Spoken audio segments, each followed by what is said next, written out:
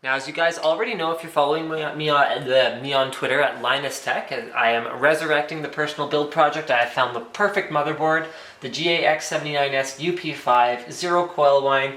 Great look, it'll match everything else that I got going on here really well. So my next step is to start making some cuts into the case for cable management. The reason I didn't want to move ahead with any cable management holes before I had finalized a motherboard is because where would I cut the holes if I don't know where the cables are going to be running and what kind of a board I'm going to be using. So I'm going to be cutting some cable management holes. I'm going to be painting some things myself. So things like the outside of the optical drive, I'm just going to be priming and spraying with a textured black, whereas the bulk of the case components I'm going to be sending away to Mountain Mods to be painted in black once I have made my necessary cuts.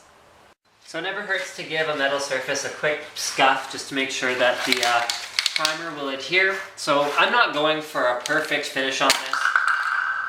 Whoops. So I won't be overcomplicating things in terms of the preparation process. There we go. Make sure that's working.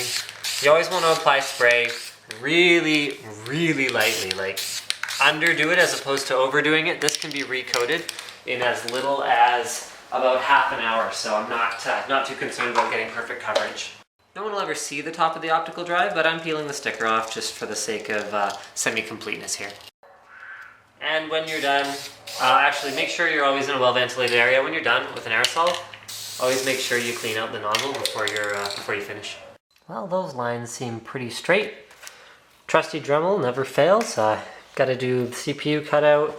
I decided not to do any cutouts for ATX 24 pin or whatever else. I'm just going to bring them around like I used to. And then I do want to do a cutout here for routing various stuff under the bottom of the motherboard. Same thing here, and to the back of the back plate. I'm also going to do a CPU cutout just so that I can easily change CPU blocks. And yeah. So here's a couple cuts having been made with the Dremel for the CPU cutout.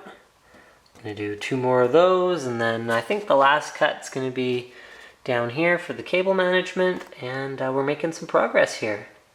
And more progress. So I have done the CPU cutout. That's some freehand dremeling right there. Actually pretty straight, all things considered. Should I have marked it? Yes, but I didn't. So there you go. So now there's a door for the CPU cutout. So that'll give me the ability to close it off when I don't want to no, I'm just kidding. I'm gonna just take that off there. All right. So there you go. Now I will be able to easily install CPU coolers or remove them without any difficulty. I'm also really not sure what to do about this. That looks kind of goofy with that little gap there, so I might just take this all the way to the edge, but I might just leave it. I mean, it's in the right position, it's sort of the right size for the 8-pin. Now all that's left is I want to do some cuts sort of along the bottom here so that I can run things like front panel connectors and stuff like that behind the motherboard without any difficulty.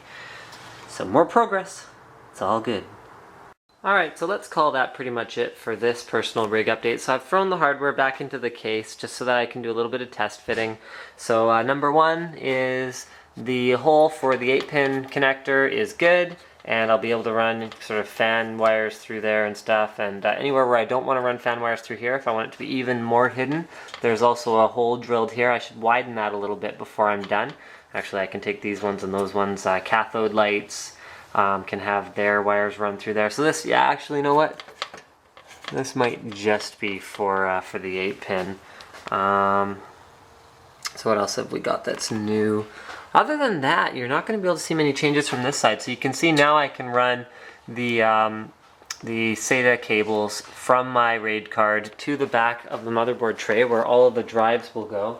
Let me just find one of my things of drives. So the drives will go back here, and then the SATA data cables will come through here from the back. So I've cut 2 more cable management holes. This one's for like front USB or front panel connectors, all that kind of stuff. I was thinking about cutting one here for SATA cables if I ever decide to plug the drives directly into the motherboard, but I decided not to.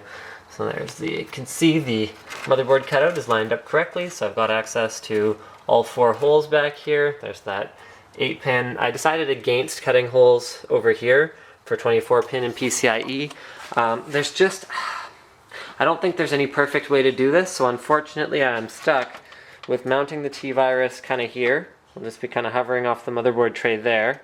And this is going to just go around it, and this is just going to go around it. Yes, I know it's not ideal, but I don't really see a better way to do everything at this point with how much hardware I'm cramming in here. I mean, remember, this is going to be full of a radiator. I thought about doing a mid plate here, but just time and effort constraints, I'm not going to end up doing it, so I'm just going to get the whole thing powder coated once I've made all the cuts. Oh, right, more cuts that I need to do. So I need a way to get all these cables up past here, because the side panel closes right against this, so I'm going to cut big holes here to here so that I can move all my cables up this way. I'm going to widen this one right here, and that's going to give me two really good options. Actually, you know what I'll probably do? I'll probably do something here as well. Three good options to get cables from the back of the system down to the bottom of the system without running them through the existing cable routing holes here. So that should pretty much fix my only complaint about the TJ07. Well, no, my two only complaints. Cable management's terrible, and the interior should be black, so once we get those cut and powder coated, we should be good to go. Thanks for checking out my personal rig update, and stay tuned for more. I'm hoping to actually get this done within the calendar year. I know I call it Personal Rig Update 2012, so we're on the clock here. If it runs into 2013, my title will no longer be correct.